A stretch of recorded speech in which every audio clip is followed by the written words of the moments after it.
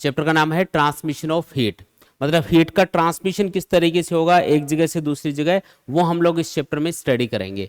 देखो, जब भी हीट एक जगह से दूसरी जगह ट्रांसमिट होती है तो उसके लिए तीन मेथड यूज किए जाते हैं, मतलब तीन मेथड से हीट एक जगह से दूसरी जगह पहुंचती है। पहला है कंडक्शन, दूसरा है कन्वेक्शन और तीसरा क्या है, रेडिएशन। इस एक एग्जाम्पल में तीनों मेथड आपको बताए हुए हैं। जैसे मान लो आपने यहाँ पे आग जला रखी है और ये कोई बर्तन है जिसमें आप वाटर को बॉईल कर रहे हो, सपोज करो, ठीक है, पानी को गर्म किया जा रहा है इसके अंदर।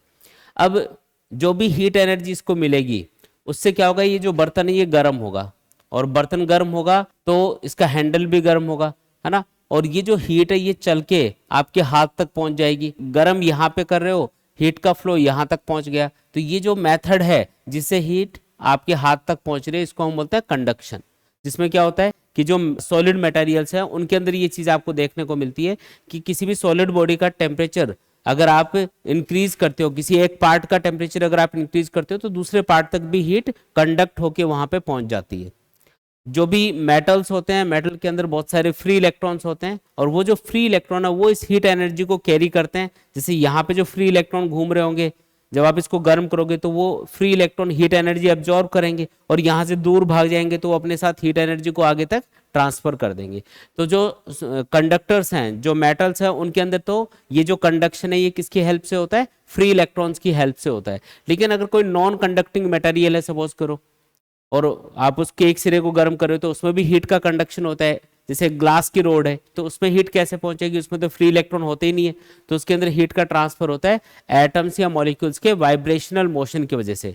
एटम या जो मॉलिक्यूल्स हैं वो क्या करते हैं, हीट की फॉर्म में एनर्जी मिलने से वाइब्रेट करने लग जाते हैं, और इन वाइब्रेशंस की वजह से हीट एनर्जी एक जगह से दूसरी जगह ट्रांसमिट होती रहती है, आगे से आगे बढ़ती रहेगी। तो ये एक तरीका है जिसको हम बोलते हैं कंडक्शन। दूसरा होता है कन्वेक्शन। कन्वेक्शन में क्या होगा, जैसे आप वाटर को यहाँ पे गर्म कर रहे हो तो आप देखोगे कि ये जो नीचे वाले वाटर के मॉलिक्यूल्स है ये यहाँ पे हीट की फॉर्म में एनर्जी अब्जॉर्ब करेंगे, जिससे इनकी काइनेटिक एनर्जी बढ़ जाएगी और ये यहाँ से दूर भाग जाएंगे। अब यहाँ पे खाली स्पेस हो गया तो ऊपर से जो ठंडा पानी है वो इसकी जगह आ जाएगा, फिर ये गर्म होगा, हीट एब्जॉर्ब करेंगे, ऊपर भाग जाएंगे, ऊपर वाला पानी वापस इसकी जगह आ जाएगा। तो इस तरीके से पूरा जो पानी है वो इस तरीके से अंदर ही अंदर घूमता रहेगा और गर्म होता रहेगा। मतलब कि नीचे वाला जो पानी है वो गर्म होकर ऊपर जाएगा और ऊपर वाला पानी वो इसकी जगह आ जाएगा। तो इस तरीके से हर एक मॉलिक्यूल क्या कर रहे हैं, यहाँ पे हीट एनर्जी एब्जॉर्ब करके दूर भागता जा रहा है। मतलब हर एक मॉलिक्यूल चल के आ रहा है खुद और हीट एनर्जी एब्जॉर्ब कर रहा है, फिर यहाँ से दूर जा रहा है। इस तरीके से प्रोसेस होती है इसके अंदर, ठीक है। तो इसको हम क्या बोलते हैं, कन्वेक्शन। ये किसके अंदर देखने को मिलेगा आपको, ये आपको लिक्विड्स और गैसेस के अंदर देखने को मिलेगा। गैस के अंदर भी ऐसा ही होता है और लिक्विड के अंदर भी ऐसा ही होता है। तो ये मेथड है कन्वेक्शन। तीसरा जो मेथड है उसको हम बोलते हैं रेडिएशन। रेडिएशन में क्या होगा, जैसे आप वहां पे आपने आग जला रखी है, आप दूर खड़े हो तो आपको दूरी पे भी आपको हीट महसूस होती है, आपको लगेगा कि गर्मी से महसूस होगी। ऐसा क्यों, क्योंकि जहां पे आपने आग जला रखी है वहां से कुछ रेडिएशंस निकलते हैं, और ये रेडिएशंस जो भी बॉडी एब्जॉर्ब करती है उसमें ये हीटिंग इफेक्ट प्रोड्यूस करते हैं। तो ये भी एक तरीका है जिससे हम क्या कर सकते हैं, हीट को एक जगह से दूसरी जगह पहुंचा सकते हैं। तो ये तीन मेथड हम लोग यूज करते हैं। इसके बाद में है फिर कुछ इंपॉर्टेंट पॉइंट्स है रेडिएशंस के बारे में। जो रेडिएशन वाला जो मेथड बताया था अभी आपको, उसके लिए कुछ इंपॉर्टेंट पॉइंट्स आप याद रखो। जैसे आपने कहीं पे आग जला रखी है और उससे हीट रेडिएशन एमिट हो रहे हैं, तो हीट रेडिएशन कितनी स्पीड से ट्रेवल करते हैं, तो ये लाइट की स्पीड से ट्रेवल करते हैं, 3 × 10⁸ मीटर पर सेकेंड। यानी कि ये सबसे फास्टेस्ट मेथड है हीट के एक जगह से दूसरी जगह पहुंचने का। कौन सा मेथड, रेडिएशन, क्योंकि इसमें स्पीड सबसे ज्यादा होती है, लाइट की स्पीड से ये ट्रेवल करते हैं। दूसरा इसके अंदर याद रखना है कि जब हीट रेडिएशन एक जगह से दूसरी जगह जाते हैं तो इनको किसी मीडियम की रिक्वायरमेंट नहीं होती है, बिना किसी मीडियम के ये ट्रेवल कर सकते हैं। मतलब आपने वहां पे आग जला रखी है और आप तक हीट को पहुंचने के लिए बीच में कोई मीडियम की रिक्वायरमेंट नहीं है कि बीच में हवा होनी चाहिए या कुछ होना चाहिए, ऐसा कुछ कोई रिक्वायरमेंट नहीं है, बिना किसी मीडियम के भी ये ट्रेवल कर सकते हैं। तो does not require any medium, कोई मीडियम की रिक्वायरमेंट नहीं होती है इनको, ठीक है। ये जो रेडिएशंस हैं जब ये ट्रेवल करेंगे और किसी सरफेस पे जाके टकराएंगे तो उसके ऊपर एक प्रेशर भी अप्लाई करते हैं जिसको रेडिएशन प्रेशर बोलते हैं। और ये जो रेडिएशन प्रेशर है, और ये जो रेडिएशन प्रेशर है इसका फॉर्मूला आपको याद रखना है, रेडिएशन प्रेशर P से मैं इसको डिनोट कर रहा हूँ, ये होगा 2U के बराबर। U को हम बोलते हैं एनर्जी डेंसिटी, और ये वाला जो फॉर्मूला है ये किसी रिफ्लेक्टिंग सरफेस के लिए लगेगा। जैसे कोई रिफ्लेक्टिंग सरफेस होती है ना, जो कि रिफ्लेक्ट कर देती है रेडिएशंस को, उसके लिए हम रेडिएशन प्रेशर का ये फॉर्मूला यूज करते हैं। रिफ्लेक्टिंग सरफेस, एक होती है एब्जॉर्बिंग सरफेस, जैसे ब्लैक सरफेस है उसके ऊपर रेडिएशन गिरते हैं तो वो एब्जॉर्ब कर लेती है उसको, तो उसके लिए फॉर्मूला अलग होता है रेडिएशन प्रेशर का। रेडिएशन प्रेशर के ये दोनों फॉर्मूले हैं। अगर रिफ्लेक्टिंग सरफेस है तो P बराबर होगा 2U के, और अगर एब्जॉर्बिंग सरफेस है तो P यानी रेडिएशन प्रेशर बराबर होगा U के। ये एब्जॉर्बिंग सरफेस के लिए, ठीक है।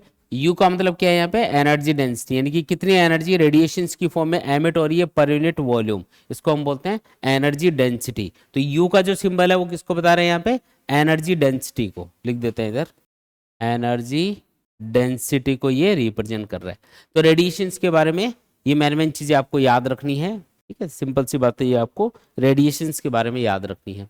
अब जो पहला मेथड है जिसके ऊपर क्वेश्चंस वगैरह बनेंगे, जब भी हीट एक जगह से दूसरी जगह ट्रांसमिट होगी, तो उसमें जो पहला मेथड है वो है कंडक्शन, उसके ऊपर हम क्वेश्चंस वगैरह करेंगे। तो पहले समझ लेते हैं कि कंडक्शन किस तरीके से होता है, क्या इसका फॉर्मूला वगैरह है। सबसे इंपॉर्टेंट टॉपिक इसमें यही है, ठीक है।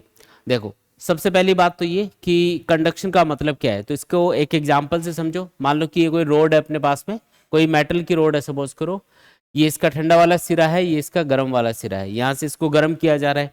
तो जैसे आप इसको गर्म करोगे तो इसमें कुछ स्टेट आएंगी। पहले तो जैसे इसको उस सिरे पे आप गर्म करना चालू करो तो सबसे पहले क्या होगा कि पूरी की पूरी जो रोड है वो गर्म हो रही होगी, उसको बोलते हैं वेरिएबल स्टेट। वेरिएबल स्टेट का मतलब है अभी हीट का कंडक्शन स्टार्ट नहीं हुआ है, अभी ये पूरी की पूरी रोड, इसका जो हर एक जो क्रॉस सेक्शनल एरिया है वो यहाँ पे गर्म होगा, ठीक है। फिर एक स्टेडी स्टेट आएगी। स्टेडी स्टेट का मतलब है जब हर एक पार्ट इसका गर्म हो चुका होगा, उसके बाद में जो भी हीट इसको सप्लाई करोगे वो इधर से रिलीज होनी स्टार्ट हो जाएगी। जब तक ये पूरी रोड गर्म नहीं हो रही है तब तक तो है वेरिएबल स्टेट, तब तक आप देखोगे कि इसके हर एक पार्ट का टेम्परेचर राइज हो रहा है। जैसे मान लो कि एक रोड है, सपोज करो, एक सिंपल एग्जांपल से समझो इसको, ये रोड है, इसको इधर से गर्म कर रहे हो, तो ये नहीं होगा कि गर्म करते ही यहाँ से हीट रिलीज होना स्टार्ट हो गई। पहले ये खुद गर्म होगी, पहले खुद गर्म होगी, उसके बाद में जो भी हीट सप्लाई कर रहे हो कंटिन्यूसली, अगर आप इसको हीट सप्लाई किए जा रहे हो तो पहले तो वेरिएबल स्टेट में क्या होगा, ये गर्म होती रहेगी, गर्म होती रहेगी, गर्म होती रहेगी, फिर एक कांस्टेंट टेम्परेचर मेंटेन हो जाएगा इसका, हर एक पार्ट का टेम्परेचर क्या हो जाएगा, फिक्स, उसको हम बोलते हैं स्टेडी स्टेट। और उसके बाद में जो भी हीट सप्लाई की जाएगी वो यहाँ से रिलीज होगी, वो इसमें से कंडक्ट होगी, ठीक है। तो इस तरीके से कंडक्शन होता है।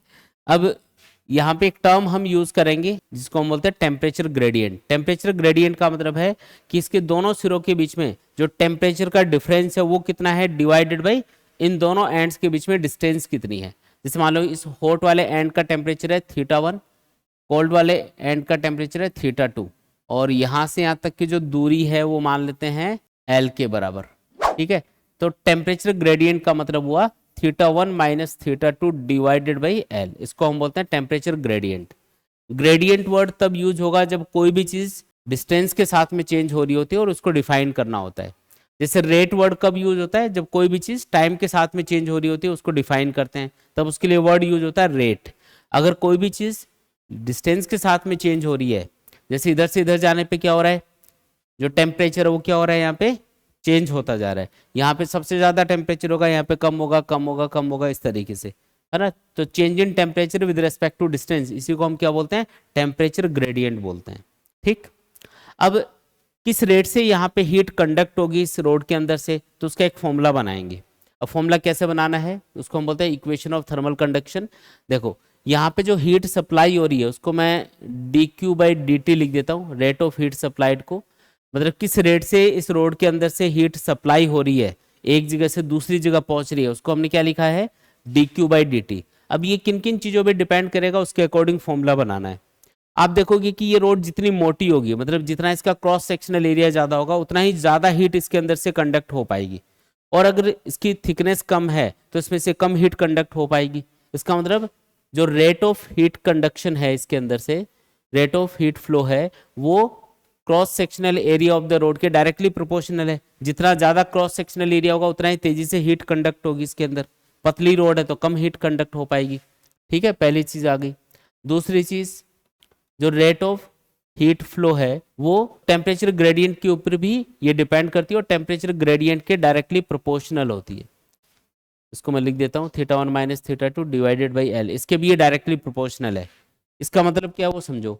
जैसे मान लो कि इन दोनों सिरों के बीच में टेम्परेचर का डिफरेंस ज़्यादा है तो फिर ज़्यादा हीट कंडक्ट होगी। अगर टेम्परेचर का डिफरेंस कम है तो कम हीट कंडक्ट होगी, और अगर टेम्परेचर का डिफरेंस है ही नहीं तो जीरो हीट कंडक्ट होगी। हीट के चलने के लिए क्या जरूरी है, टेम्परेचर का डिफरेंस होना जरूरी है ना। तो वो टेम्परेचर डिफरेंस जितना ज़्यादा होगा दोनों सिरों के बीच में, उतना ही ज़्यादा हीट का कंडक्शन होगा। तो यहाँ पे हम लिखेंगे dq बाई dt, यानी कि rate of heat flow is directly proportional to θ1 minus θ2 divided by L, मतलब टेम्परेचर ग्रेडियंट की ये डायरेक्टली प्रोपोर्शनल होती है। कंबाइन करके लिख दो इस स्टेटमेंट को, तो dq by dt is directly proportional to बन जाएगा a θ1 minus θ2 divided by L, और यहाँ पे ये प्रोपोर्शनलिटी सिंबल हटाओगे तो इसकी जगह एक कांस्टेंट आ जाएगा। उस कांस्टेंट को हम लिखते हैं यहाँ पे k, तो फॉर्मूला बन गया के A by L into θ1 minus θ2। इस k को हम बोलते हैं कोफिशिएंट ऑफ थर्मल कंडक्टिविटी। क्या बोलते हैं इसको, coefficient of thermal conductivity, coefficient of thermal conductivity इसको बोला जाता है। और ये जो टर्म है ना इसका भी एक स्पेशल नाम होता है, इसको मैं अलग लिख देता हूँ इधर। ये आएगा dq बाई dt बराबर 1/r इंटू θ1 माइनस θ2। ये जो k है इसको तो बोलते हैं कोफिशिएंट ऑफ थर्मल कंडक्टिविटी, और ये जो मैंने r लिया है यहाँ पे, r का मतलब है l अपॉन के ए, तो इसको हम बोलते हैं थर्मल रेजिस्टेंस। ये r क्या है यहाँ पे, थर्मल रेजिस्टेंस। ये क्या चीज होती है, थर्मल रेजिस्टेंस का मतलब क्या है, तो किसी भी रोड से या किसी भी मटेरियल से जब हीट कंडक्ट होती है तो मटेरियल उसको कितना अपोज करता है उसको हम बोलते हैं थर्मल रेजिस्टेंस। इजीली थोड़ी फ्लो हो पाएगी हीट, जो मटेरियल है वो भी उसको अपोज करेगा, हीट की फ्लो को रोकेगा, तो कितना रोक पा रहा है वो उसको हम थर्मल रेजिस्टेंस बोलते हैं। तो थर्मल रेजिस्टेंस का फॉर्मूला क्या है, एल अपॉन के ए, के का मतलब क्या है यहाँ पे, कोफिशिएंट ऑफ थर्मल कंडक्टिविटी। ठीक है, तो आपको दो फॉर्मूले याद करने हैं। एक तो ये वाला फॉर्मूला अपने काम आएगा जब भी हम rate of heat flow calculate करेंगे कि किस रेट से हीट फ्लो हो रही है, तो के A by L into θ1 minus θ2, या फिर 1/r θ1 माइनस θ2, ये भी रेट ऑफ हीट फ्लो के बराबर होगा। और ये r क्या बोला जाता है यहाँ पे, थर्मल रेजिस्टेंस। k क्या बोला जाता है, कोफिशिएंट ऑफ थर्मल कंडक्टिविटी। अच्छा, ये वाला जो k है ना, ये या जो r है, ये अलग अलग मटेरियल के लिए अलग अलग होता है। जैसे कॉपर के लिए थर्मल रेजिस्टेंस अलग होगा, प्लास्टिक के लिए अलग होगा, ग्लास के लिए अलग होगा, है ना। अलग अलग मटेरियल के लिए जो कोफिशिएंट ऑफ थर्मल कंडक्टिविटी है के, ये अलग अलग होता है। इसकी वजह से अलग अलग मटेरियल में अलग अलग रेट से हीट फ्लो होती है। ठीक है, डेली लाइफ के अंदर आप कहाँ पे ये जो थर्मल कंडक्शन है इसकी एप्लीकेशन देखते हो। जैसा आपने देखा होगा कि अगर लोहे की बेंच है तो वो सर्दियों में काफ़ी ज़्यादा ठंडी हो जाती है। एक लकड़ी की बेंच होती है और एक लोहे की बेंच होती है, तो ज़्यादा ठंडी कौन सी महसूस होती है, लोहे वाली। क्यों, क्योंकि जो लोहा है उसकी थर्मल कंडक्टिविटी ज़्यादा होती है। तो एटमॉस्फेयर का टेम्परेचर अगर कम होता है तो वो भी उसी टेम्परेचर पे आ जाता है हीट रेडिएट करके, है ना। तो इसलिए उसमें थर्मल कंडक्टिविटी ज़्यादा होने की वजह से वो ज़्यादा ठंडी हमको महसूस होती है। अगर लकड़ी की बेंच है तो वो उतनी ठंडी महसूस नहीं होती है। ठीक, इसके अलावा जो बर्तन होते हैं उनका हैंडल हमेशा प्लास्टिक का या फिर लकड़ी का रखा जाता है, क्योंकि जब आप इसमें किसी भी चीज़ को गर्म करते हो, गैस चूल्हे के ऊपर आपने रख दिया इसको, अब यहाँ से हीट की फॉर्म में एनर्जी मिल रही है, ये बर्तन गर्म हो रहा है, अगर आपने हैंडल भी मेटल का बना दिया तो वो हीट कंडक्ट होके हाथ को जला देगी। अगर हम हाथ से उसको पकड़ने की कोशिश करेंगे तो हाथ जल जाएगा। तो इससे बचने के लिए हम क्या करते हैं, ये जो हैंडल वगैरह होते हैं इनको हमेशा प्लास्टिक या वुड से बनाते हैं, क्योंकि इनकी थर्मल कंडक्टिविटी काफ़ी लो होती है। ठीक है, पक्षियों को आपने देखा होगा कि सर्दियों में पक्षी जो होते हैं ना, वो क्या करते हैं, अपने शरीर को ऐसे फुला लेते हैं, पंखों को फुला लेते हैं। मतलब ऐसे पंखों को फुलाने से क्या होगा, इनके पंखों के बीच में हवा आ जाती है, और हवा क्या होती है, बैड कंडक्टर होती है हीट का, मतलब हीट उसमें से फ्लो नहीं हो पाती इतना अच्छे से। पंखों को ऐसे फुलाने से क्या होता है, जो हवा इसके अंदर घुस जाएगी पंखों के बीच में, वो एक इंसुलेटर की तरह काम करेगी और इसको सर्दी से बचाएगी। या जो फर कोट होता है वो भी इसीलिए हमको सेफ रखता है। वो क्या करते हैं कि इंसुलेशन का काम करते हैं, हमारे और एटमॉस्फेयर के बीच में वो एक इंसुलेशन का काम करेंगे, जिससे हीट का फ्लो नहीं होगा। इसके अलावा जो थर्मस होता है उसके अंदर भी ये कॉन्सेप्ट यूज किया जाता है। इसके अंदर ये एक तरह से बर्तन रहेगा जिसके अंदर पानी भरा हुआ रहेगा, इसके बाहर एक इंसुलेटिंग मीडियम होता है जो कि हीट को बाहर फ्लो नहीं होने देता या बाहर से अंदर नहीं आने देता, फिर ये प्रोटेक्शन के लिए कवर हो गया। तो इस तरीके से ये क्या करेगा, थर्मस भी हीट के फ्लो को रोकने के लिए इंसुलेशन यूज करेगा ताकि हीट का फ्लो ना हो पाए। तो जिस टेम्परेचर पे इसमें लिक्विड भरा हुआ वो उसी टेम्परेचर पे मेंटेन रहेगा। नेक्स्ट है फिर विडमैन फ्रेंच लॉ। अब ये विडमैन फ्रेंच लॉ क्या है, देखो ये लॉ ये बताता है कि अगर किसी भी पर्टिकुलर टेम्परेचर पे आप देखते हो, कोई भी एक पर्टिकुलर टेम्परेचर पे आप देखते हो, तो किसी भी मटेरियल की थर्मल कंडक्टिविटी और इलेक्ट्रिकल कंडक्टिविटी का जो रेशियो है वो हमेशा कांस्टेंट रहेगा। विडमैन फ्रेंच लॉ क्या बोलता है कि अगर आप किसी भी मटेरियल की थर्मल कंडक्टिविटी और उसकी इलेक्ट्रिकल कंडक्टिविटी, थर्मल कंडक्टिविटी का मतलब है कि उसमें से कितना हीट फ्लो हो सकती है, और इलेक्ट्रिकल कंडक्टिविटी का मतलब है उसमें कितना इलेक्ट्रिक करंट फ्लो हो सकता है। तो किसी एक पर्टिकुलर टेम्परेचर पे थर्मल कंडक्टिविटी और इलेक्ट्रिकल कंडक्टिविटी इनका जो रेशियो है किसी टेम्परेचर टी के ऊपर, ये क्या रहेगा, कांस्टेंट रहेगा। तो इसको हम बोलते हैं विडमैन फ्रेंच लॉ। ठीक है, इसका मतलब ये है कि जो मटेरियल हीट के लिए अच्छे कंडक्टर होते हैं, मतलब जिनकी थर्मल कंडक्टिविटी ज्यादा होती है ना, जिनकी थर्मल कंडक्टिविटी ज्यादा होती है, उनकी इलेक्ट्रिकल कंडक्टिविटी भी क्या होगी, ज्यादा होगी। जैसे सिल्वर होता है, सिल्वर चांदी जो होती है, तो चांदी की थर्मल कंडक्टिविटी भी ज्यादा होती है और इलेक्ट्रिकल कंडक्टिविटी भी ज्यादा होती है। जिन मटेरियल्स की थर्मल कंडक्टिविटी ज्यादा होगी उनकी इलेक्ट्रिकल कंडक्टिविटी भी ज्यादा होती है। और जो हीट के लिए अच्छे कंडक्टर नहीं है, जैसे प्लास्टिक हो गया, वुड हो गई, तो वो इलेक्ट्रिसिटी के लिए भी अच्छे कंडक्टर नहीं होते। मतलब जो थर्मल कंडक्टिविटी और इलेक्ट्रिकल कंडक्टिविटी है वो डायरेक्टली प्रोपोर्शनल होती है, ऐसा भी आप बोल सकते हो। ठीक है, फिर इसके बाद में नेक्स्ट है Ingenhousz experiment. Ingenhousz experiment हम यूज करते हैं जब हमें अलग अलग मटेरियल्स की जो थर्मल कंडक्टिविटीज हैं उनको कंपेयर करना होता है। उसके लिए हम क्या करते हैं, एक रोड लेते हैं और उसको वैक्स के अंदर, जो मेल्टेड वैक्स होता है उसके अंदर डिप करके बाहर निकालते हैं। तो उसके ऊपर एक कोटिंग हो जाती है वैक्स की, और उसके बाद में उसके एक सिरे को गर्म किया जाता है। ये कुछ सेफ्टी पिन इसके ऊपर चिपका दी, जैसे जैसे वैक्स मेल्ट होता जाएगा ये सेफ्टी पिन गिरती जाएंगी।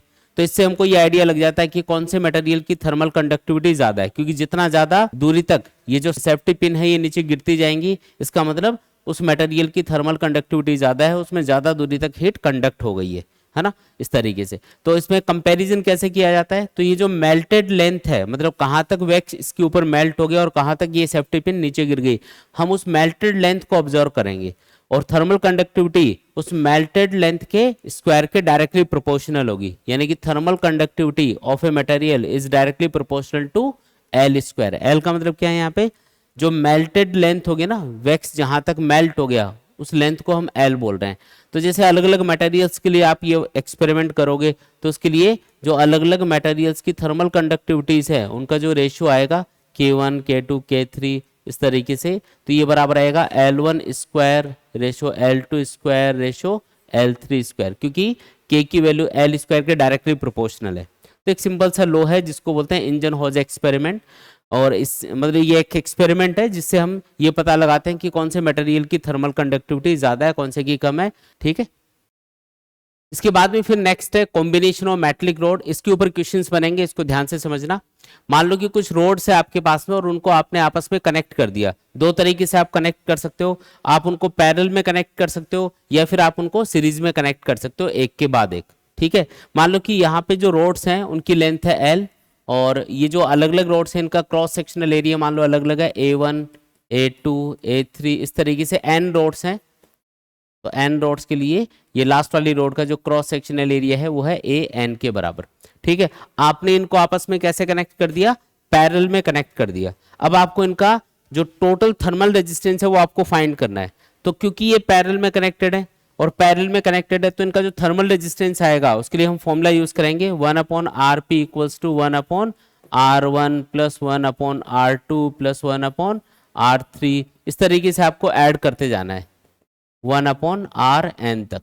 ठीक है, R1 R2 R3 ये सब क्या है, ये इनका थर्मल रेजिस्टेंस है। ये जो N डॉट्स हैं इनका थर्मल रेजिस्टेंस क्या है, R1 R2 R3। तो आपको सबका रेसिप्रोकल करना है, सबको ऐड करना है, फिर जो भी आएगा वो 1/RP आएगा, फिर जो भी आंसर आएगा उसको उल्टा करेंगे तो RP की वैल्यू निकल के आ जाएगी। तो ये तरीका हम काम में लेंगे, ठीक है। इसके अलावा आपको एक और चीज बताई थी कि थर्मल रेजिस्टेंस का जो फॉर्मूला होता है R इक्वल्स टू होता है L/Ka।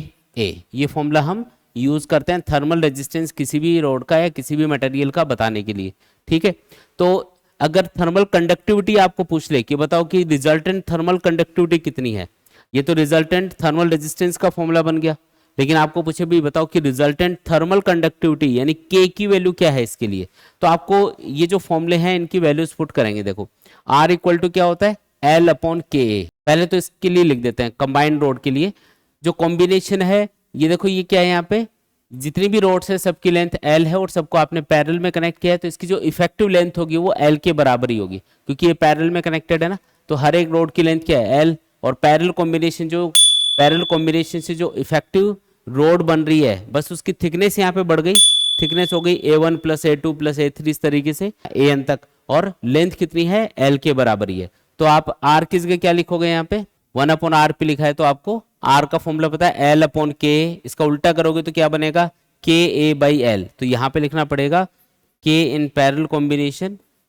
A1 + A2 + A3, ये जितनी भी रोड्स हैं सबके लिए आपको क्रॉस सेक्शनल एरिया ऐड करना है, डिवाइडेड बाई क्या आएगा L इक्वल टू, और यहाँ पे क्या आएगा K1 A1/L + K2 A2 divided by L। इस तरीके से आपको लिखते जाना है KN AN/L तक, दोनों साइड में L से L उड़ा देंगे।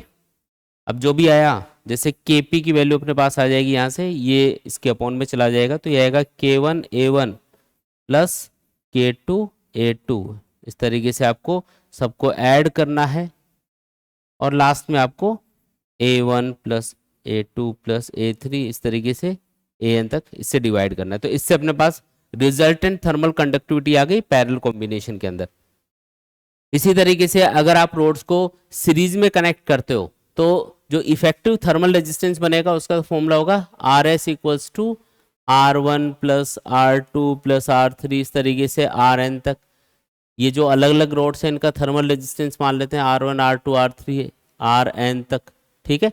हर एक रोड की लेंथ है मान लो L, क्रॉस सेक्शनल एरिया कितना है A के बराबर है।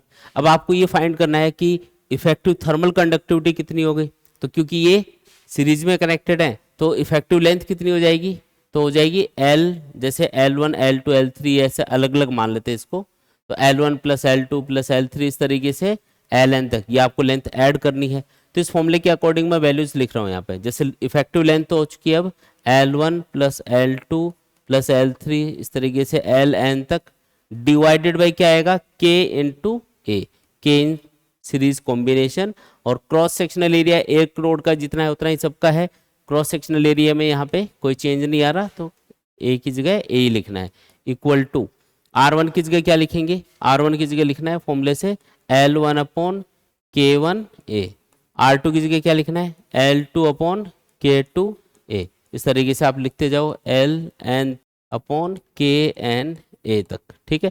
और फिर लास्ट में क्या करना है, A से डिवाइड करके A वाली टर्म को तो हटा देना है, और Ks पहले जैसे ये यहाँ पे आएगा 1/Ks इक्वल टू, ये इसके अपॉन में चला जाएगा, तो L1/K1 + L2/K2। इस तरीके से आपको क्या करना है, इफेक्टिव जो कोफिशिएंट ऑफ थर्मल कंडक्टिविटी है वो फाइंड कर लेना है। ज़्यादातर तो इसमें ये क्या है कि थर्मल रेजिस्टेंस वाला फॉर्मूला है ना, ये अपने काम आएगा। बाकी फिर भी अगर कोफिशिएंट ऑफ थर्मल कंडक्टिविटी आपको पूछे तो आपको ये वाले फॉर्मूले यूज करने पड़ेंगे, ठीक है। तो आप तो मेन जो फॉर्मूला काम आएगा ना वो थर्मल रेजिस्टेंस का काम आएगा। जब भी इस टाइप के क्वेश्चन सॉल्व करेंगे ना तो ज़्यादातर तो आपको थर्मल रेजिस्टेंस कैलकुलेट करना आना चाहिए, और ये बिल्कुल आसान है। देखो पैरेलल कॉम्बिनेशन में तो क्या करना है, अलग अलग रोड का जो थर्मल रेजिस्टेंस है उसका उल्टा करके आपको ऐड करना है, फिर जो भी आएगा उसका लास्ट में उल्टा करेंगे तो अपने पास RP की वैल्यू निकल के आ जाएगी। और सीरीज कॉम्बिनेशन में अगर रोड्स को कनेक्ट किया तो डायरेक्टली उनका थर्मल रेजिस्टेंस ऐड होगा, ठीक है। तो ये तरीका हम काम में लेंगे। अब कुछ क्वेश्चंस करके देखते हैं, उससे थोड़ा आइडिया लगेगा आपको कि किस टाइप से इसके क्वेश्चन सॉल्व करने हैं। जैसे आपको क्वेश्चन दिया हुआ है, the temperature gradient in a rod of length 0.5 metre is 80 degree per 80 degree centigrade per meter. If the temperature of the hotter end of the rod is 30 degree centigrade, then find the temperature of the cooler end. ये बोल रहा है कि कोई अपने पास में road है और उसका जो होटर एंड है, मतलब गर्म वाला जो सिरा है, वहां पे टेम्परेचर कितना है, 30 डिग्री सेंटीग्रेड के बराबर है. तो ये जो दूसरा वाला सिरा है उसका टेम्परेचर आपको θ2 पूछा जा रहा है.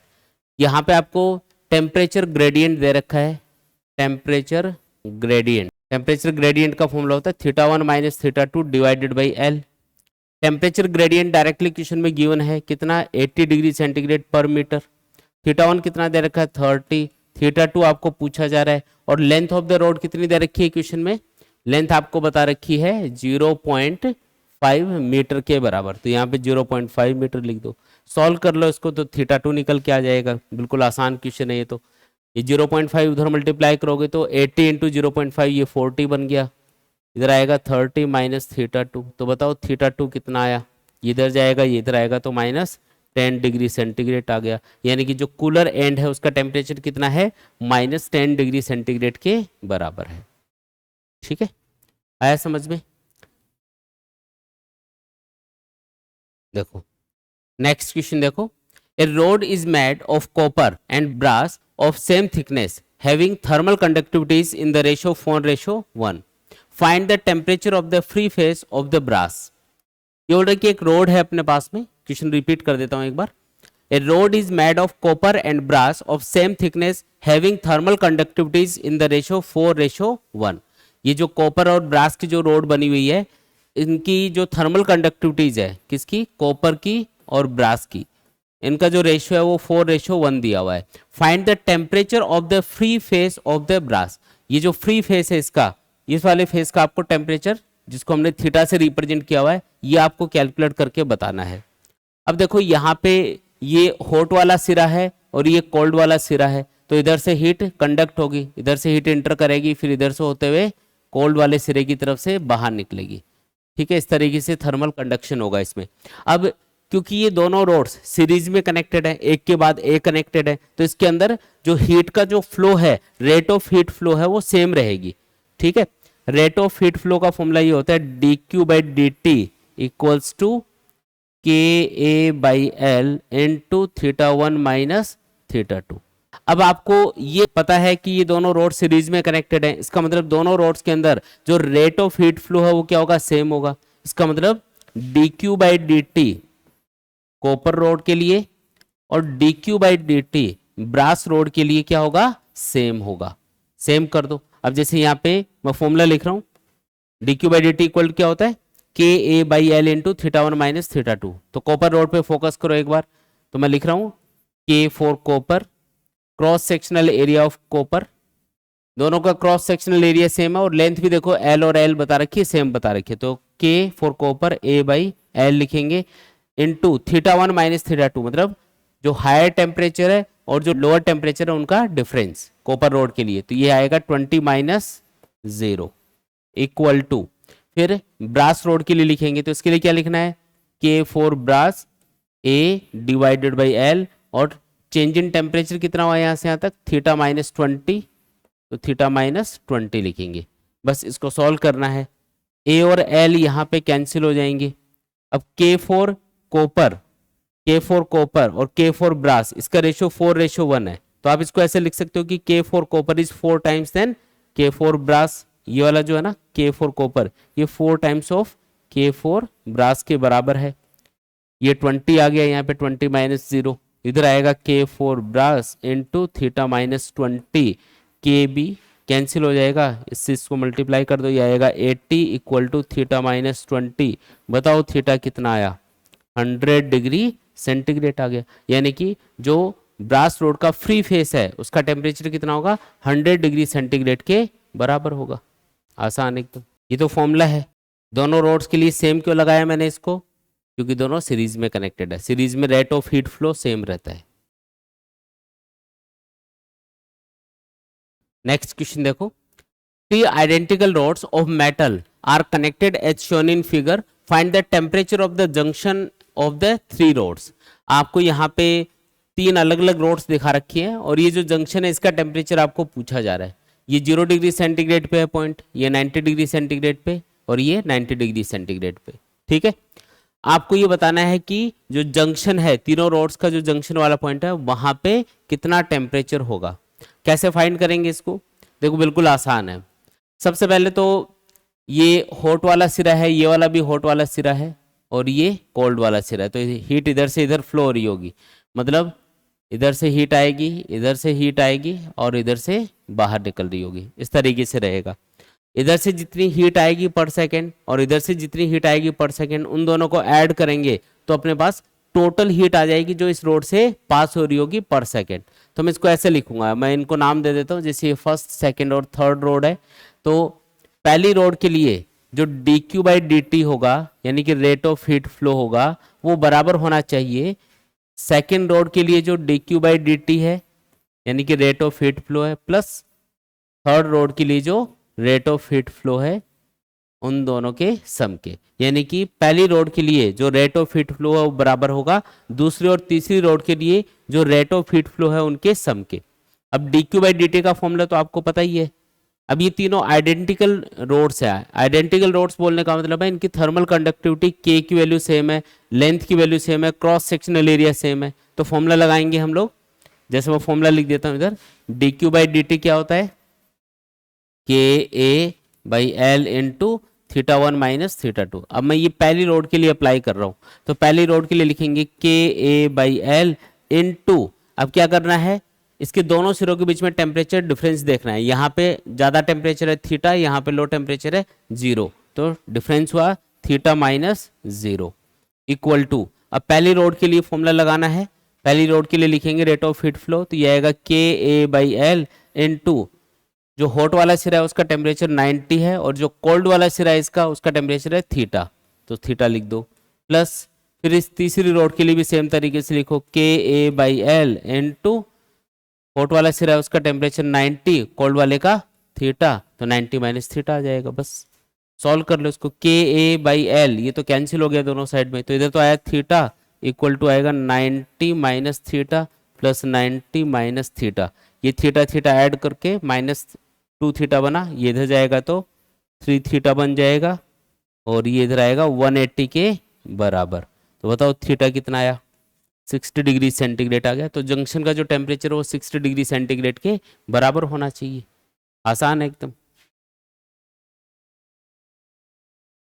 देखो नेक्स्ट क्वेश्चन देखो, 3 rods of same dimensions have thermal conductivities 3K, 2K and K are connected as shown in figure. Find the temperature of the junction. तो जंक्शन है उसका टेम्परेचर बताना है। ठीक है, इस बार टेम्परेचर अलग अलग है, देखो हर एक सिरे का, ये 50 डिग्री सेंटीग्रेड है, ये 0 और ये 100।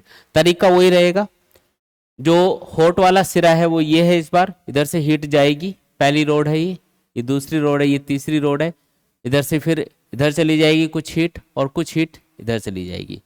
तो आप इसमें इक्वेशन लिखोगे, rate of heat flow in the first rod is equals to rate of heat flow in the second rod plus rate of heat flow in the third rod. ठीक है, इक्वेशन वही बनानी है आपको। इधर से हीट आएगी, 2 पार्ट्स में डिवाइड हो रही है, तो इन दोनों पार्ट्स में जो हीट का फ्लो होगा उसका जो सम है वो पहले वाली रोड में जो हीट का फ्लो है उसके बराबर होगा। ठीक है, D Q by D T, अब तीनों आइडेंटिकल रोड्स हैं डायमेंशन के हिसाब से, यानी कि लेंथ और क्रॉस सेक्शनल एरिया सेम है, लेकिन थर्मल कंडक्टिविटीज देखो अलग अलग बता रखी है। तो इस बार आपको के की वैल्यू अलग अलग लिखनी है तीनों रोड्स के लिए। जैसे पहली रोड के लिए मैं फॉर्मूला लिख रहा हूँ, D Q by D T का फॉर्मूला होता है K A by L into theta one minus theta two. तो के की जगह मुझे लिखना है 3K, cross sectional area A है रोड का, लेंथ एल है, और theta one minus theta to क्या लेना है, तो 100 माइनस थीटा लेना है। यहाँ पे हाई टेम्परेचर है 100 डिग्री सेंटीग्रेड और लो टेम्परेचर है थीटा। फिर सेकंड रोड के लिए क्या लिखेंगे, सेकंड रोड की थर्मल कंडक्टिविटी है 2K, तो 2K A by L into temperature difference कितना है, तो थीटा माइनस 50, थीटा माइनस 50 लिख दो इधर। थर्ड रोड के लिए क्या लिखना है, इसके लिए लिखेंगे के ए बाई एल, क्योंकि इसकी थर्मल कंडक्टिविटी के है और हाई टेम्परेचर है थीटा, लो टेम्परेचर है 0, तो थीटा माइनस 0 कर दो। ये लो जी इक्वेशन बन गई। आया समझ में, बस सॉल्व कर लो इसको। के ए और एल ये दोनों साइड में कैंसिल, इधर 3 बचा तो 3 इंटू 100 यानी कि 300 माइनस 3 थीटा बन गया ये, और ये इधर 2 से मल्टीप्लाई करोगे तो 2 थीटा माइनस 100 बनेगा, प्लस ये आ गया यहाँ पे थीटा। अब ये 3 थीटा है, ये इधर ले जाओ तो ये आ जाएगा अपना 6 थीटा इक्वल टू, ये इधर आएगा तो ये आएगा 400, यानी कि थीटा बराबर आ गया 400/6 यानी कि 200/3 डिग्री सेंटीग्रेड अपना आंसर होगा। तो कौन सा ऑप्शन करेक्ट है यहाँ पे? बी वाला ऑप्शन यहाँ पे करेक्ट होगा। आया समझ में? नेक्स्ट क्वेश्चन है, 3 conducting rods of same material and cross sectional area are shown in figure. Find the ratio of length BD and BC if there is no heat flow in AB. ये बोल रहा है कि ये जो AB वाली जो साइड है, ये वाली जो रोड है, इसके अंदर हीट का फ्लो नहीं हो रहा है, तो बताओ कि ये जो BD रोड है और ये जो BC रोड है, इनकी लेंथ का रेशियो क्या होगा? ये वाली जो रोड है इसकी लेंथ मान लेते हैं LBD और इस वाली रोड की लेंथ मान लेते हैं LBC। इस वाली रोड के अंदर हीट का फ्लो नहीं हो रहा है, कौन सी वाली में? AB के अंदर। अच्छा, हीट का फ्लो कब नहीं होता? जब कोई भी रोड है उसके दोनों सिरों का टेम्परेचर बराबर हो तो हीट का फ्लो नहीं होगा। हीट का फ्लो कब होता है? जब टेम्परेचर डिफरेंस होता है। इसका मतलब अगर ये वाला सिरा 20 डिग्री सेंटीग्रेड पे है तो ये बी वाला सिरा भी क्या होना चाहिए? 20 डिग्री सेंटीग्रेड पे होना चाहिए, तभी इस रोड के अंदर हीट फ्लो नहीं हो रहा है। तो हीट का फ्लो कैसे होगा? ये हाई टेम्परेचर वाला सिरा है, ये लो टेम्परेचर वाला सिरा है, तो इधर से हीट जाएगी और इधर से फिर बाहर निकल जाएगी। इस वाली रोड के अंदर हीट नहीं जा रही है। और रेट ऑफ हीट फ्लो, क्योंकि इधर से जा रही है हीट, इधर से बाहर निकल रही है, तो रेट ऑफ हीट फ्लो दोनों के अंदर सेम होना चाहिए। ठीक है, सीरीज में कनेक्टेड है, नहीं ये एक के बाद एक कनेक्टेड है। इसका मतलब dq/dt फॉर रोड BD और dq/dt फॉर रोड BC, ये बराबर कर दो, बस खत्म। देखो यहाँ पे दोनों जितनी भी रोड्स हैं सबकी थर्मल कंडक्टिविटी सेम होगी, क्योंकि ये सेम मटेरियल की बनी है, बस लेंथ अलग अलग है। क्रॉस सेक्शनल एरिया भी सबका सेम है। तो हम फॉर्मूला लिखेंगे, जैसे BD वाली रोड के लिए लिख रहा हूँ तो मैं लिखूंगा KA/L4BD into change in temperature कितना है? तो ये 90 है और ये 20 है, तो चेंज इन टेम्परेचर हुआ 90 माइनस 20 इक्वल टू, फिर BC वाली रोड के लिए क्या लिखोगे? KA/ लेंथ कितनी है? L BC के बराबर, और चेंज इन टेम्परेचर कितना है? 20 माइनस 0, 20 माइनस 0। ठीक है, K और A ये कैंसिल हो गया दोनों साइड में। आपको लेंथ का रेशियो बताना है L4BD और L4BC, इनका रेशियो आपको बताना है। तो L4BD इधर लेके गए तो ये आ जाएगा 90 माइनस 20 यानी कि ये तो आ गया 70, और ये इसके नीचे चला जाएगा तो 20, यानी कि 7/2 अपना आंसर आएगा। BD और BC इन दोनों रोड्स का जो लेंथ का रेशियो वो आपको बताना है, तो आंसर होगा C वाला ऑप्शन करेक्ट होगा, 7/2। लेंथ का रेशियो क्या है? 7/2 के बराबर है। नेक्स्ट क्वेश्चन देखो, 6 identical rods are connected as shown in figure, find the temperature of the junction C। ये 6 आइडेंटिकल रोड्स हैं, हर एक का जो थर्मल रेजिस्टेंस है वो बराबर होगा, मान लेते हैं R। हर एक रोड का थर्मल रेजिस्टेंस कितना होगा? R के बराबर होगा, क्योंकि आइडेंटिकल रोड्स हैं। ये जो जंक्शन C है इसका टेम्परेचर आपको बताना है। ठीक है, हमने हर एक रोड का रेजिस्टेंस R मान लिया। अब ये वाली जो रोड है और ये वाली जो रोड है, इन दोनों को देखो, ये सीरीज में कनेक्टेड है, तो इन दोनों का टोटल मिला के कितना होगा रेजिस्टेंस? R प्लस R यानी कि 2R। ऐसे ये वाली जो रोड है और ये वाली जो रोड है ये भी सीरीज में कनेक्टेड है, तो इसका भी थर्मल रेजिस्टेंस कितना होगा टोटल? R प्लस R यानी कि 2R। फिर ये जो 2R है और ये जो 2R है ये आपस में पैरेलल में कनेक्टेड है ना, आपस में ये पैरेलल में कनेक्टेड है दोनों। इसका मतलब इनका इक्विवेलेंट आएगा 1/RP equal to 1/2R plus 1/2R। ये सॉल्व करोगे तो 2R एलसीएम, ये 1 + 1 यानी कि ये 1/R के बराबर आएगा। तो RP की वैल्यू यहाँ पे आ गई अपने पास R के बराबर। मतलब इस इतने इतने कॉम्बिनेशन का जो इक्विवेलेंट रेजिस्टेंस है वो कितना होगा? R के बराबर होगा यहाँ पे। ठीक है, अब मैं इसको वापस से रोड को रिप्रेजेंट कर रहा हूँ, डायग्राम बना रहा हूँ। ये पहली रोड है, यहाँ पे टेम्परेचर है 200 डिग्री सेंटीग्रेड, इसका थर्मल रेजिस्टेंस R। फिर B से C के बीच में ये वाला जो पोर्शन है इसका थर्मल रेजिस्टेंस अभी हमने फाइंड किया है, R के बराबर आ रहा है, तो इसको R लिख दो। ये पॉइंट आ गया C, ये पॉइंट है बी, ये पॉइंट है ए, और उसके बाद में ये आगे वाला जो सिरा है ना, ये जो आगे वाला सिरा है इसका टेम्परेचर है 20 डिग्री सेंटीग्रेड डी वाले पार्ट का, और इसका रेजिस्टेंस कितना है आर। ठीक है, हमें इस वाले पॉइंट का टेम्परेचर पूछा जा रहा है, मान लो ये टेम्परेचर है थीटा। ठीक, अच्छा यहां से लेके यहां तक ये जो दो रोड्स हैं, एक ये मान लो एक ये मान लो, ये दोनों कैसे कनेक्टेड है, ये दोनों सीरीज में कनेक्टेड है, तो इन दोनों का मिला के टोटल कितना आएगा, टोटल जो थर्मल रेजिस्टेंस है वो 2R बनेगा, आर प्लस आर। तो इसको मैं एक बार वापस से समझाने के लिए ड्रॉ कर रहा हूं, ये देखो यहां से यहां तक का पोर्शन मैं यहाँ ड्रॉ कर रहा हूं, इसका थर्मल रेजिस्टेंस 2R मानेंगे, टेम्परेचर है इधर 200 डिग्री सेंटीग्रेड, ये ए वाला सिरा है, फिर ये सीधा आ जाएगा यहाँ पे सी वाला पॉइंट, क्योंकि इतने इतने पार्ट को हमने यहाँ पे रिप्रेजेंट कर दिया है। ये है theta temperature, thermal resistance R है इसका, ये है 20 डिग्री सेंटीग्रेड, ये वाला पॉइंट है डी। अब आपको ये बताना है कि यहाँ पे जंक्शन सी का टेम्परेचर कितना है, तो उसके लिए क्या करेंगे, अब ये दोनों रोड्स क्या है, सीरीज में कनेक्टेड हैं, तो इसका मतलब रेट ऑफ हीट फ्लो क्या होगा, इनमें सेम रहेगा, तो rate of heat flow same कर दो, तो D Q by D T, ये कौन सी वाली रोड की बात हो रही है, एसी, और D Q by D T C D, इनके लिए बराबर होगा क्योंकि सीरीज में कनेक्टेड है, बस खत्म क्वेश्चन।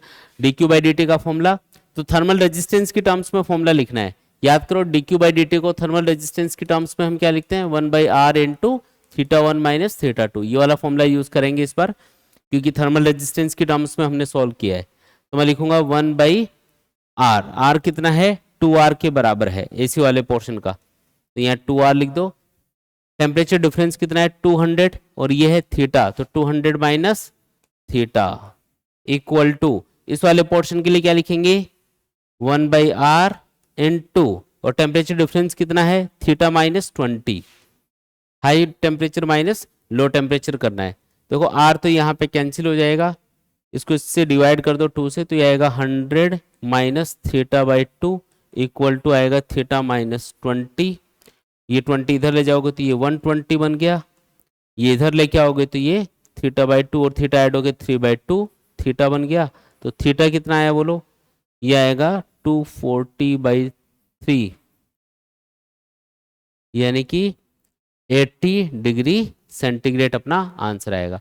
मतलब ये जो जंक्शन सी है इसका टेम्परेचर कितना है 80 डिग्री सेंटीग्रेड के बराबर है। इस तरीके से सॉल्व करना है।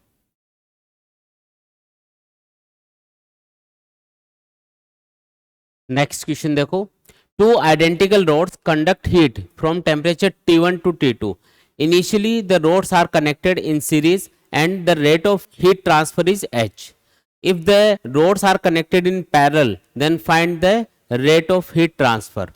पहले तो मैं जो इक्वेशन है वो लिख देता हूँ, रेट ऑफ हीट फ्लो को हम D Q by D T लिखते हैं, ये बराबर होता है 1/r into theta 1 minus theta 2 के। ठीक है, यहाँ पे थीटा 1 और थीटा 2 की जगह T1 और T2 सिंबल यूज करना है, इसलिए मैं इसको T1 और T2 लिख रहा हूँ, क्योंकि हायर टेम्परेचर T1 बता रखा है और लोअर टेम्परेचर T2 बता रखा है। ठीक है, तो ये फॉर्मूला हम लोग यूज करेंगे यहाँ पे। अब ये बोल रहा है कि पहले जब दो रोड्स को हमने सीरीज में कनेक्ट किया, आइडेंटिकल रोड्स है जिनका थर्मल रेजिस्टेंस मान लो R और R है, उनको हमने सीरीज में कनेक्ट किया, तो सीरीज में कनेक्ट करेंगे तो उनका थर्मल रेजिस्टेंस कितना हो जाएगा R प्लस R यानी कि 2R। अगर आप दो रोड्स को सीरीज में कनेक्ट करोगे तो उनका थर्मल रेजिस्टेंस क्या हो जाएगा R प्लस R यानी कि 2R। तो इक्वेशन बनेगी D Q by D T को इसने H बोला है कि रेट ऑफ हीट फ्लो यहाँ पे कितना है H के बराबर है, थर्मल रेजिस्टेंस हो जाएगा सीरीज कॉम्बिनेशन में 2R के बराबर इनटू T1 माइनस T2। ठीक है, ये पहली इक्वेशन बन गई। फिर सेकंड केस में इसने बोला कि उन्हीं दोनों रोड्स को हमने पैरेलल में कनेक्ट कर दिया, तो R और R थर्मल रेजिस्टेंस की दो रोड्स को अगर आप पैरेलल में कनेक्ट करोगे तो उनका इक्विवेलेंट कितना आएगा, तो 1/RP equal to 1/R plus 1/R, यानी कि सॉल्व करोगे तो ये आएगा 2/R, यानी कि उल्टा करना पड़ेगा लास्ट में, तो RP आएगा R/2 के बराबर। तो यहाँ पे सेकंड केस में जो रेट ऑफ हीट ट्रांसफर है वो मान लो H डैश हो गया, थर्मल रेजिस्टेंस हो चुका है R/2 क्योंकि पैरेलल में कनेक्ट कर दिया रोड्स को, टेम्परेचर डिफरेंस वही हमने मेंटेन किया हुआ है T1 और T2। ठीक है, ये 2 ऊपर चला जाएगा यहाँ पे, तो H dash equals to 2/R into T1 minus T2, ऐसा आप लिख सकते हो। ये दूसरी इक्वेशन है। दोनों को डिवाइड कर दो आपस में, तो एच डैश अपॉन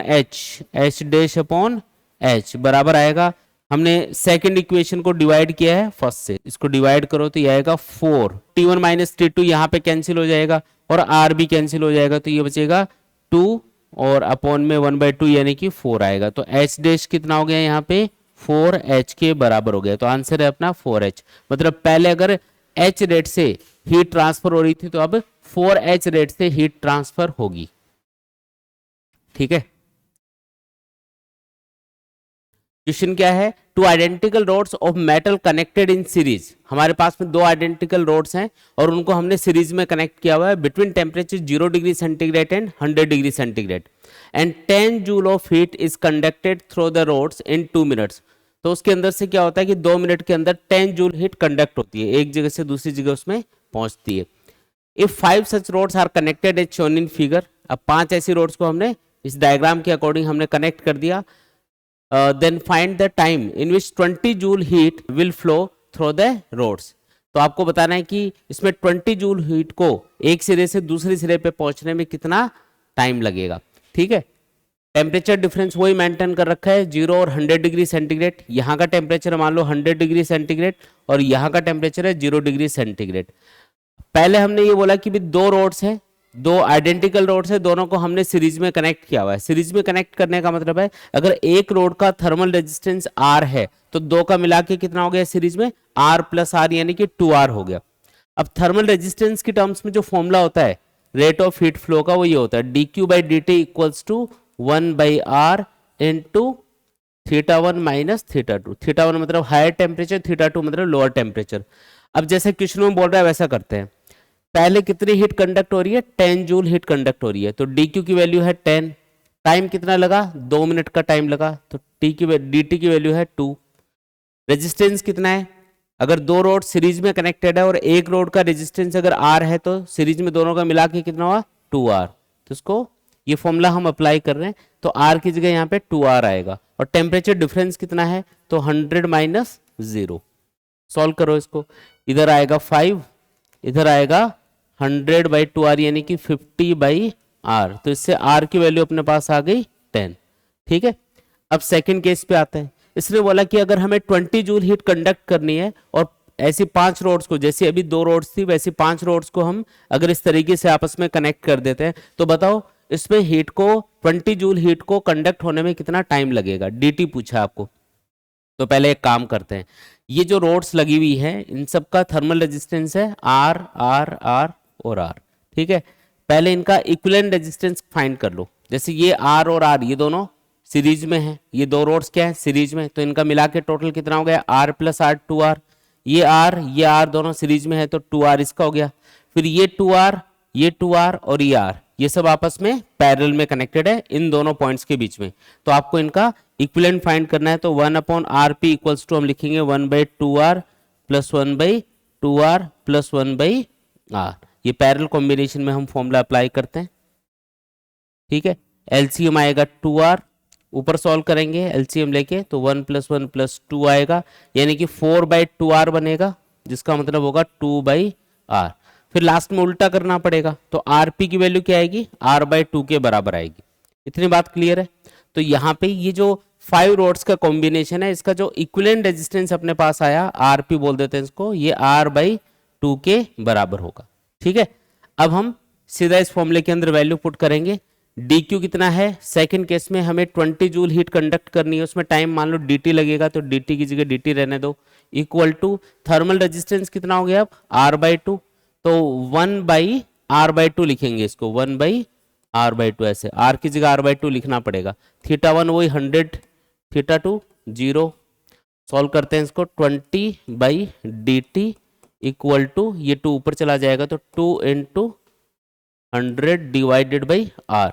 R की वैल्यू तो हमने पहले ही कैलकुलेट कर रखी है तो वो है 10, तो ये आएगा 20/dt इक्वल टू 200/R की वैल्यू 10 पुट करो तो ये कैंसिल होकर 20 और 20 भी आपस में कैंसिल, dt की वैल्यू आएगी 1 और यूनिट आएगी मिनट, क्योंकि पहले आपको जो टाइम दे रखा था ना वो मिनट में दे रखा था, तो ये भी आंसर मिनट में ही आएगा। तो 1 मिनट का टाइम लगेगा इन रोड्स के थ्रू 20 जूल हीट को कंडक्ट होने में।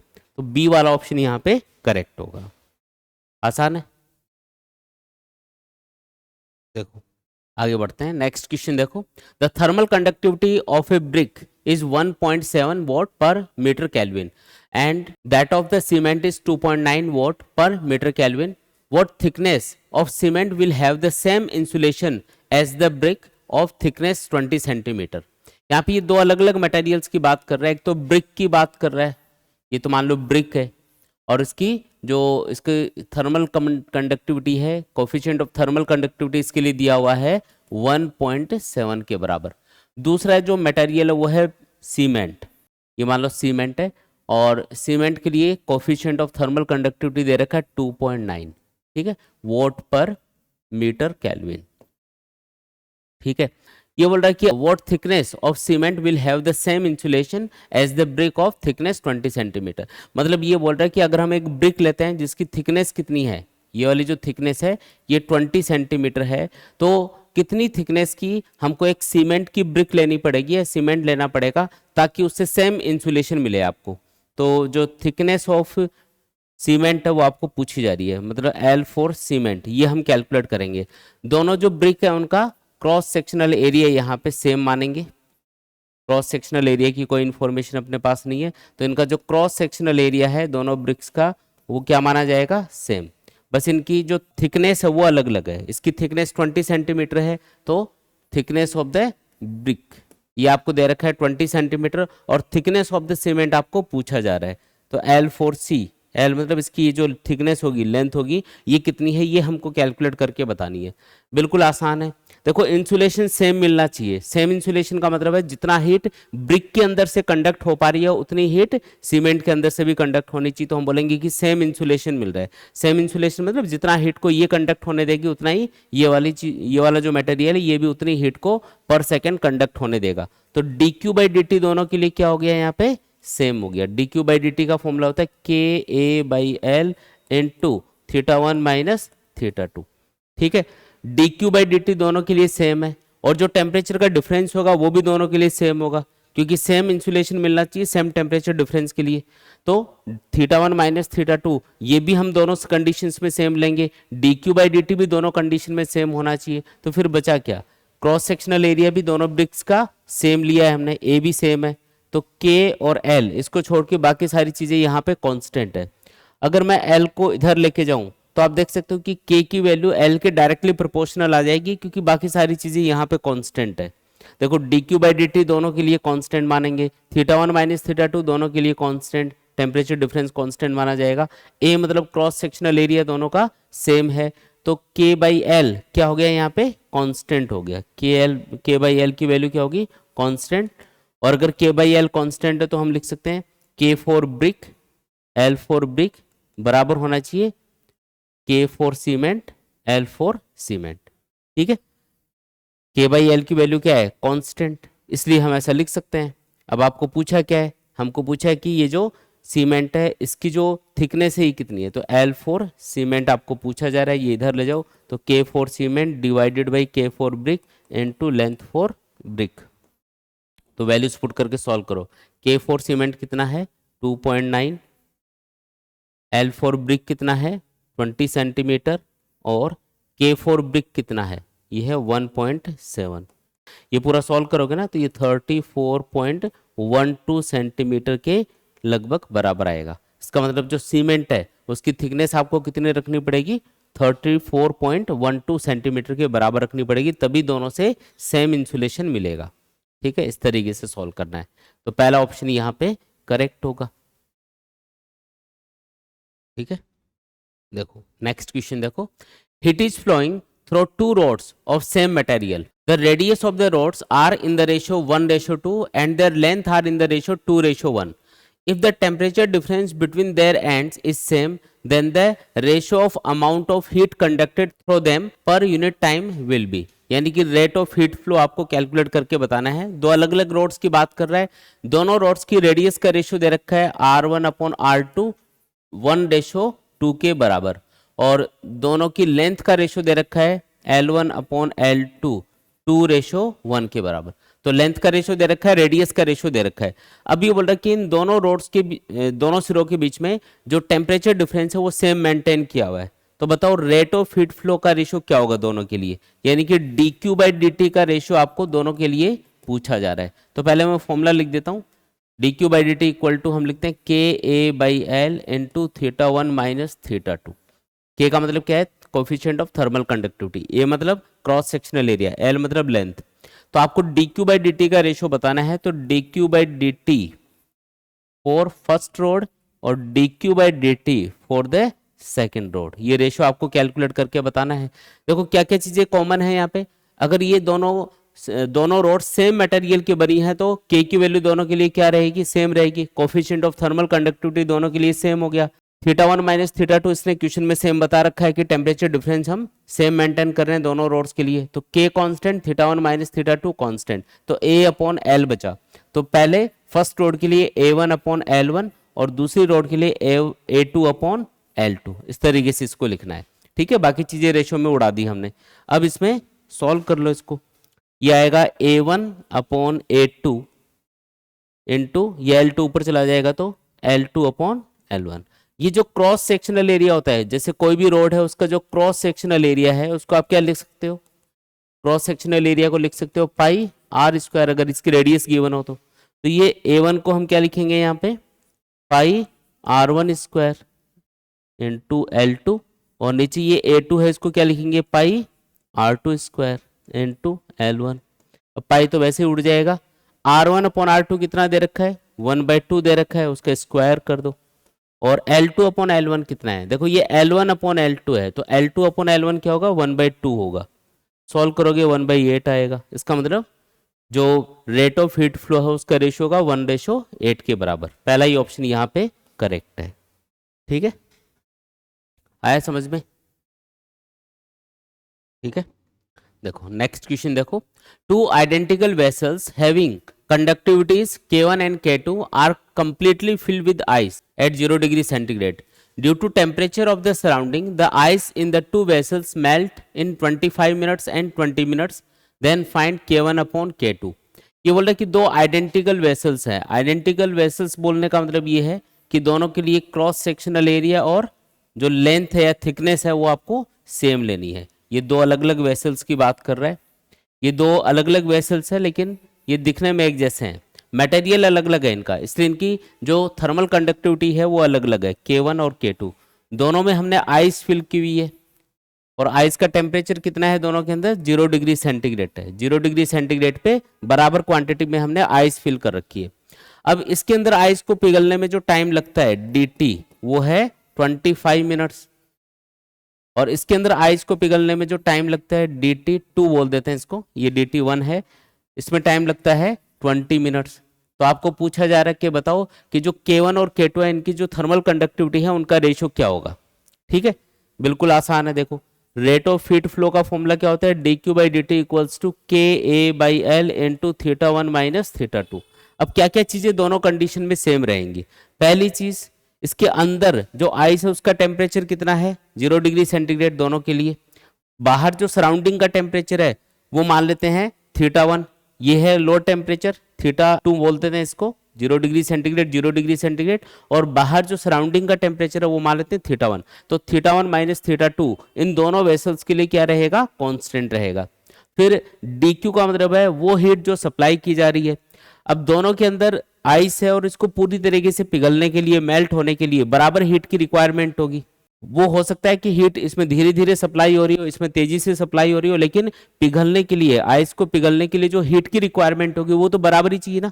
इसलिए dq की वैल्यू दोनों के लिए क्या है, सेम है। फिर k की वैल्यू दोनों के लिए अलग अलग होगी क्योंकि K1 और K2 ऐसा बोल रखा है क्वेश्चन में। फिर क्योंकि ये आइडेंटिकल वेसल्स हैं इसलिए a और l की वैल्यू क्या रहेगी, सेम रहेगी। तो क्या बचा यहाँ पे, dt और k, इसको छोड़ के बाकी सारी चीजें यहाँ पे दोनों वेसल्स के लिए कांस्टेंट है। तो हम लिख सकते हैं कि dt और k, ये देखो dt नीचे लिखा है, k ऊपर लिखा है, इसका मतलब ये दोनों इनवर्सली प्रोपोर्शनल है। तो हम लिखेंगे dt is inversely proportional to k। तो आपको K1/K2 बताना है वैसे, तो K1/K2 किसके बराबर होगा, dt2/dt1 के, क्योंकि उल्टा है ना तो उल्टा लिखना पड़ेगा। K1/K2 बराबर होगा dt2/dt1 के। अब dt2 आपको दे रखा है 20, dt1 दे रखा है 25, आंसर क्या आया 4/5। तो k1/k2 कितना हुआ 4/5 के बराबर हुआ, यही अपना आंसर है। ठीक है, तो कौन सा ऑप्शन करेक्ट है बताओ देख के, फर्स्ट ऑप्शन करेक्ट है यहाँ पे। ठीक है, इस तरीके से करना है। नेक्स्ट क्वेश्चन देखो, the coefficient of thermal conductivity of copper is 9 times that of steel, then find the temperature of the junction in the given figure. आपको ये जो जंक्शन है इसका टेम्परेचर आपको बताना है। देखो ये जो रोड है ये कॉपर और स्टील की बनी हुई है, दोनों रोड्स का जो क्रॉस सेक्शनल एरिया है वो सेम है, थिकनेस तो सेम ही है, तो क्रॉस सेक्शनल एरिया दोनों के लिए सेम है, लेंथ लेकिन अलग अलग है। देखो लेंथ ऑफ कॉपर क्या है 18 सेंटीमीटर और लेंथ ऑफ स्टील क्या है यहाँ पे 6 सेंटीमीटर के बराबर है। ठीक है, कॉपर के दोनों सिरों के बीच में टेम्परेचर डिफरेंस कितना मेंटेन किया हुआ है 100 माइनस थीटा, और जो स्टील है उसके दोनों सिरों के बीच में टेम्परेचर डिफरेंस कितना मेंटेन किया हुआ है थीटा माइनस 0, ये लेना है आपको। तो आपको पूछा है कि बताओ कि यहाँ पे जो जंक्शन है उसका टेम्परेचर कितना होगा। तो क्योंकि ये दोनों रोड्स एक के बाद एक कनेक्टेड है, मतलब सीरीज में कनेक्टेड है, तो क्या चीज सेम होगी दोनों के लिए, रेट ऑफ हीट फ्लो दोनों के लिए सेम रहेगा। रेट ऑफ हीट फ्लो क्या होगा दोनों रोड्स के लिए सेम होगा, यानी कि dq/dt दोनों रोड्स के लिए सेम होगा, कॉपर के लिए और स्टील के लिए, क्योंकि ये सीरीज में कनेक्टेड है। और सीरीज में क्या चीज सेम होती है बताओ, rate of heat flow same रहेगा। अब dq/dt का फॉर्मूला क्या होता है KA/L, K की वैल्यू दोनों के लिए अलग अलग होगी। यहाँ पे जो K है उसके लिए इंफॉर्मेशन ये दे रखी है कि K4 copper is 9 times than K4 steel, ये आपको क्वेश्चन में दे रखा है। Thermal conductivity of copper is 9 times that of the steel, ये क्वेश्चन में बोला गया है, तो इसको हम यूज करेंगे आगे। तो मैं पहले फॉर्मूला लिख देता हूँ, इधर मैं कॉपर के लिए लिख रहा हूँ तो मैं लिखूंगा K4 copper A/L for copper. ए की वैल्यू दोनों रोड्स के लिए सेम है, इसलिए ए के आगे मैंने कॉपर या स्टील ऐसा नहीं लिखा है, ये सेम ही रहेगा। टेम्परेचर डिफरेंस कितना है कॉपर रोड के लिए 100 माइनस थीटा इक्वल टू, अब स्टील के लिए लिखना है फॉर्मूला, तो K for steel cross sectional area for steel और divided by length for steel, और टेम्परेचर डिफरेंस कितना है थीटा माइनस 0 के बराबर है। ए तो उड़ाई दो दोनों साइड में, यहाँ पे K4 कॉपर कितना है 9 टाइम्स देन K4 स्टील, तो इसको 9 टाइम्स ऑफ K4 स्टील लिख सकते हो आप। लेंथ फॉर कॉपर कितना दे रखा है, length for copper is 18 centimetre into 100 minus theta equal to K4 steel, और ये थीटा आ जाएगा ऊपर, और लेंथ फॉर स्टील कितना है 6 सेंटीमीटर के बराबर है। K4 स्टील ये कैंसिल कर दो, थोड़ा सॉल्व करो इसको, अगर आप इसको सॉल्व करोगे तो ये 6 से ये कैंसिल हो जाएगा, 3 आएगा और ये भी कैंसिल होके ऊपर 3 बचेगा ये। ठीक है, तो ये अपने पास में आएगा 300 माइनस 3 थीटा, 3 को मैंने अंदर मल्टीप्लाई कर दिया, इधर आएगा सिर्फ थीटा, तो ये आएगा 4 थीटा इक्वल टू 300। तो बताओ थीटा कितना आया 300/4 यानी कि 75 डिग्री सेंटीग्रेड आएगा। तो जो जंक्शन है उसका टेम्परेचर कितना है 75 डिग्री सेंटीग्रेड के बराबर है। ठीक है,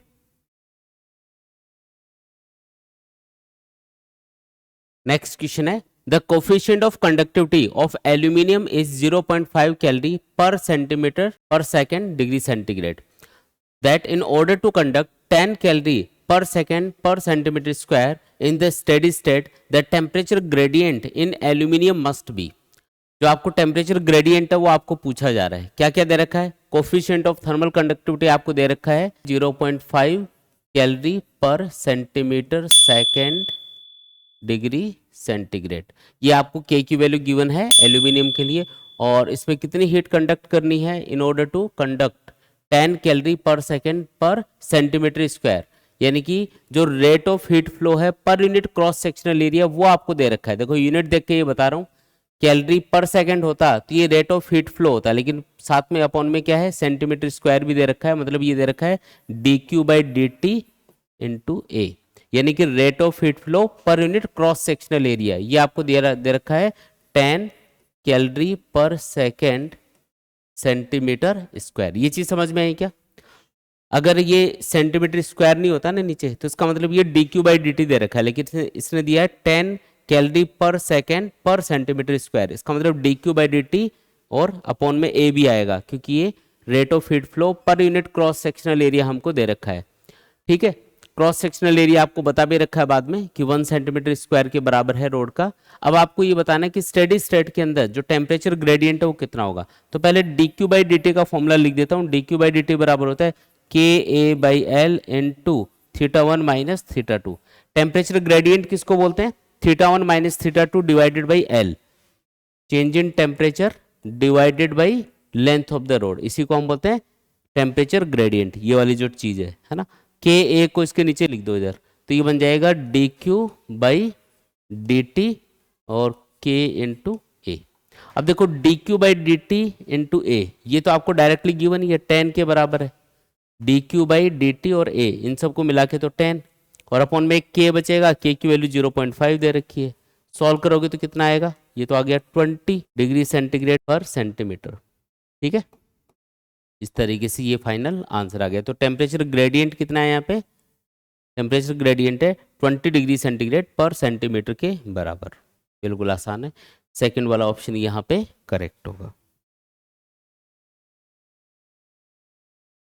नेक्स्ट क्वेश्चन है, इन the given figure find the conductivity of the composite road. यहाँ पे दो अलग अलग मटेरियल की रोड्स को आपस में कनेक्ट किया हुआ है। दोनों रोड्स का क्रॉस सेक्शनल एरिया हमको सेम बता रखा है। पहली रोड का क्रॉस सेक्शनल एरिया मान लो ए है, दूसरी रोड का भी क्रॉस सेक्शनल एरिया ए के बराबर, और दोनों को हमने पैरेलल में कनेक्ट किया हुआ है। देखो पैरेलल में कनेक्ट किया हुआ है, ये है टेम्परेचर T1, ये है टेम्परेचर T2, और T1 और T2 के बीच में दोनों रोड्स को हमने आपस में पैरेलल में कनेक्ट किया हुआ है। तो ये जो पैरेलल कॉम्बिनेशन है, इसके लिए आपको बताना है कि यहाँ पे जो equivalent coefficient of thermal conductivity है वो कितना होगा। तो इसको कैसे सॉल्व करेंगे, जब भी इस टाइप का केस आए तो देखो सिंपल करना है एकदम। आपको क्या करना है कि दोनों रोड्स यहाँ पे पैरेलल में कनेक्टेड है, और पैरेलल में जब भी रोड्स कनेक्ट होंगी तो उनका जो इक्विवेलेंट थर्मल रेजिस्टेंस होगा उसका फॉर्मूला होगा 1/rp equal to 1/r1 plus 1/r2। ठीक है, ये फॉर्मूला हम यूज करेंगे। थर्मल रेजिस्टेंस का फॉर्मूला क्या होता है, R equals to L upon K A, ये होता है थर्मल रेजिस्टेंस का फॉर्मूला। अब मैं जो इक्विवेलेंट रोड है, यानी कि इस पैरेलल कॉम्बिनेशन से जो इक्विवेलेंट रोड बन रही है, उसके लिए मैं आरपी की वैल्यू यहाँ पे पुट करूंगा। तो आरपी किसके बराबर है, आर किसके बराबर होगा, एल अपॉन के ए। ये उल्टा लिखा है यहाँ पे 1 अपॉन आरपी, तो इसका उल्टा कर दो, के ए बाई एल लिखेंगे। के फॉर पैरेलल कॉम्बिनेशन जो भी आएगा, ए मतलब क्रॉस सेक्शनल एरिया, तो दोनों को मिला के क्रॉस सेक्शनल एरिया कितना हो गया, तो ए उसका और ए इसका, तो मिला के total cross sectional area equivalent road के लिए क्या मानेंगे, 2a के बराबर, डिवाइडेड बाय लेंथ, एल की जगह डी दे रखा है वैसे सिंबल, तो डी लिख दो। ठीक है, तो ये मैंने जो कंपोजिट रोड है उसके लिए फॉर्मूला लिखा है, के ए की जगह 2a आएगा, क्योंकि दोनों रोड्स पैरेलल में है तो दोनों का क्रॉस सेक्शनल एरिया ऐड होके 2a बन गया, डिवाइडेड बाय लेंथ, लेंथ की जगह डी दे रखा है सिंबल, तो डी लिख दो, कोई दिक्कत नहीं है। इक्वल टू फर्स्ट रोड के लिए क्या लिखोगे, के for first road A divided by D, और ये जो सेकंड रोड है उसके लिए क्या लिखोगे, 1/r की वैल्यू ये आएगी के for second road A divided by D. अब देखो ये जो ए और डी है ये दोनों साइड में कैंसिल, इधर बचेगा 2 इंटू के पी, इधर आएगा k1 प्लस k2, तो बताओ kp कितना आएगा, ये आएगा k1 plus k2 divided by 2 के बराबर। यही अपना आंसर है।